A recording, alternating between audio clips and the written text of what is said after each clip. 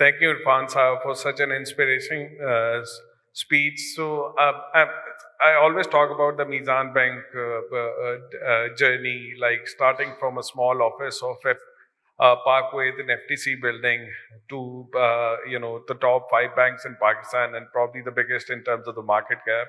And the market trusts them, and time is not far that Mizan probably will be the second biggest bank in Pakistan, and heartening to see the Bank Islami story coming up as well. So it's amazing that's how these Islamic banking is being nurturing in Pakistan.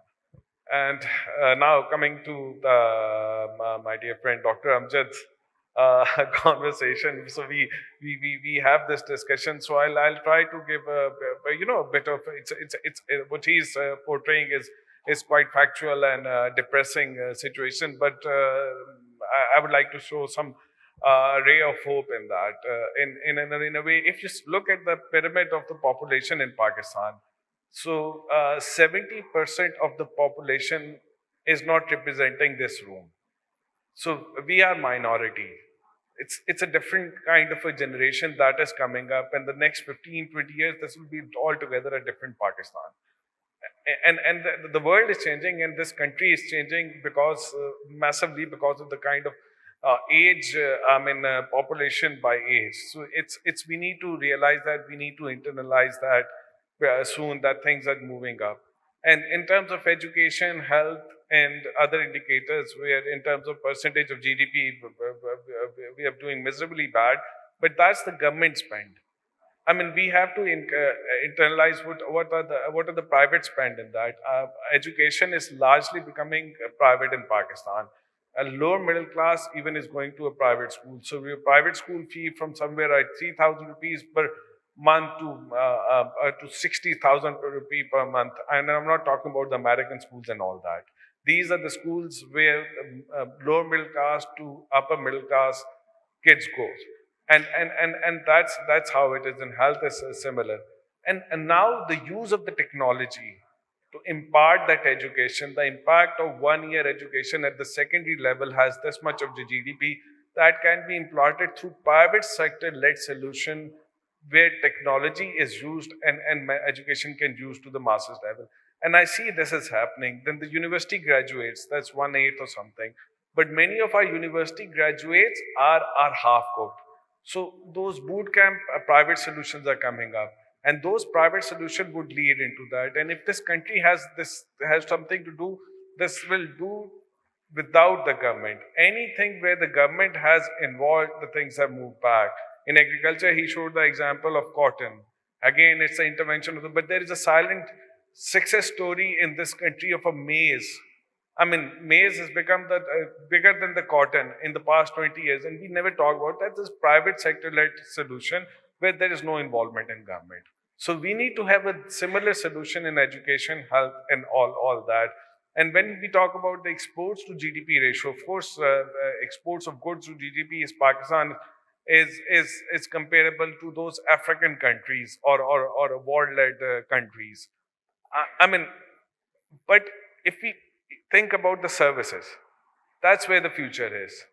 And we cannot be Asian like South Korea or China, they're different breed. But we are not Africans as well. Genetically, we are South Asian. And we have certain kind of, intelligence level, skill set, which needs to be harnessed, which needs to be developed. And the way the world is going up, it's not about the education in the university, it's about the specific skill set you have, and you offer that services to the world. And these things can happen, and I see private sector coming into that, and that may lead to that, and that is one thing that can drag this country out from a bias, what he's talking about. And then my question to him is about, and before my question, I comment, and I just, it's so passionate about this economic talk. He said that we need to cut down the imports by 10 billion. Absolutely. Absolutely. We need that. The kind of current account situation, the kind of external imbalances we have, we need to do so. But what are the non-essential 10 billion imports? They are none. A poor man eats dal roti, that dal is imported. That dal is fried on ghee, that is imported.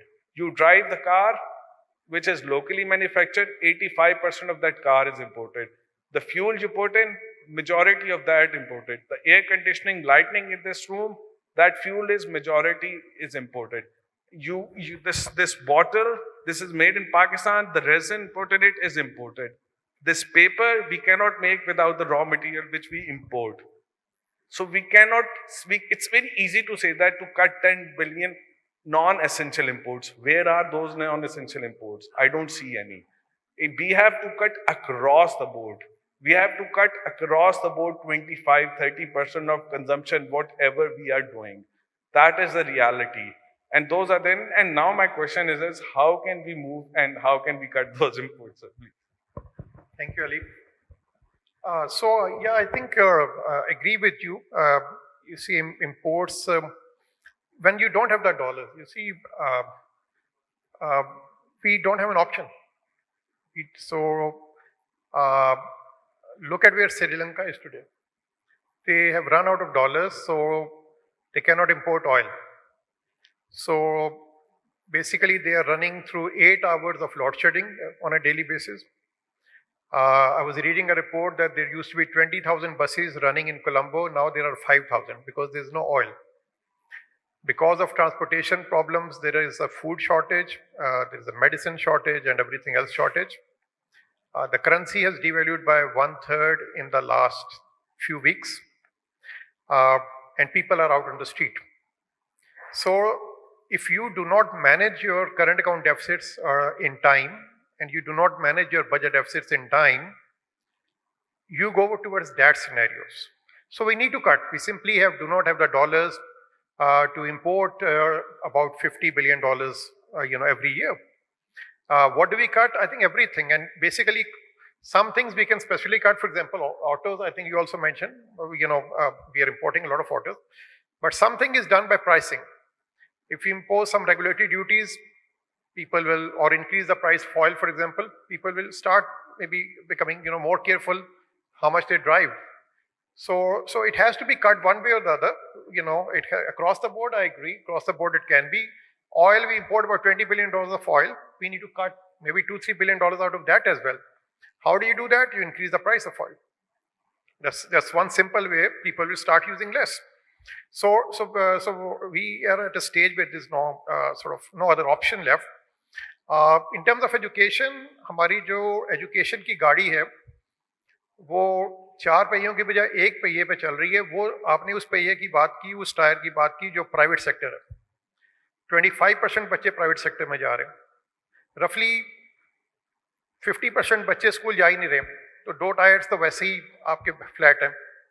एक वो tyre है. तीसरा जो government school में जा रहे हैं, जहाँ पे एक 5वीं बात का बच्चा जो है उर्दू में सेंटेंस नहीं लिख सकता based on certain studies done by Acer and so on. The level of government schools has gone down substantially over the last few decades. So when you are running your education car on 1 tire rather than 4 tires, it will have an impact. But I agree with you that technology can play a major role in spreading education at all levels. But I disagree with you that government को छोड़ के ये हो सकता. There's a limit to basically CSR activities, limit to donations, TCF. No. So basically government ko apna role in terms of increasing their investment in education, healthcare karna padega. Private sector is not a substitute of the government in any country of the world. Absolutely. I'm not saying that that's to run by charity. The private health education, these are very thriving businesses. And I'm sure you know that, and from there are many tycoons you see they're building up on that, and they're providing great service to the country. But my point is this: government failure is there, and given the government failure, the way things have moved in Pakistan, the private sector has led has taken the lead, and that has moved back. So yes, the government has to do is to the governance, and yes, government has to do on something on the health and education. That goes without saying. But using the technology, using the private sector into that, where the returns, that's how the Pakistan is moving towards. And going forward, technology, the way is things is this, there's 41 million kids who are going out of the school. Now, you don't need to send to the brick and mortar schools. You don't need to invest on those teachers. You can sit in big cities, you can sit in anywhere in the world, and you can impart some kind of an education to those kids that has an immense impact on the GDP. That's what the way we need to think on that, and that's how it should be. And the time is up, and of course, I'm between you and lunch. If you people have any questions, so you can take this to at the lunchtime. And thank you so much, Amjad Saab, and great to hear you, sir. And you're a great inspiration. And the way you have moved this organization, Mizan Bank, and in this way, our exporting sector grow as well. If people can run on that, and there are few examples then. And so we need leaders like him. We need cautious people like him to do. And I wish we all to move on this towards and think about the 70% of the population that is not present in the room. Thank you. Thank you very much, and thank you to the panel also. Extremely interesting and packed with information. May I please, Irfan Saab, just kindly one moment, please. May I please request the VP of Management Association of Pakistan, Mr. Humayun Akhlaq, joined with Hussain Basrai Sahab, who's the past Vice President of the Management Association of Pakistan, to join me on stage. I'd like to start by giving the CEO of NBP Fund Management Limited, Dr. Amjad Waheed, to join center stage for a token of our appreciation. Just a small souvenir for you, sir. And I'm sure there'll be lots of requests to have a copy of your presentation also.